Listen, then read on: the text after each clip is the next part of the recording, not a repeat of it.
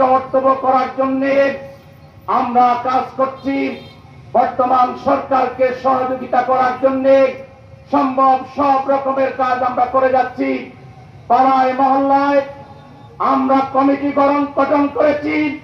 সন্ত্রাসের বিরুদ্ধে, চাঁদাবাজির বিরুদ্ধে, সব ধরনের নৈরাজ্যের বিরুদ্ধে আমাদের কর্মীরা রাস্তায় প্রশাসনের পাশাপাশি কাজ করছেন। আমরা এখন কোন জনসভা, কোন মহাসমাবেশ এগুলো আমরা ঢাকায়ও করিনি, বাংলাদেশের কোথাও করার আমাদের পলিসি নয়। আজকের এই প্রোগ্রামটি এত বড় হোক এটি আমরা চাইনি। আমাদের ইচ্ছার বাইরে এত বড় প্রোগ্রাম হওয়ার জন্য আল্লাহর শুকরিয়া আদায়ের পাশাপাশি আমরা আন্তরিকভাবে দুঃখিত যে আমাদের সম্মানিত আমিরে জামাতকে আমরা এই ধরনের ধারণা দেইনি যে এরকম একটা বিরাট প্রোগ্রাম হবে।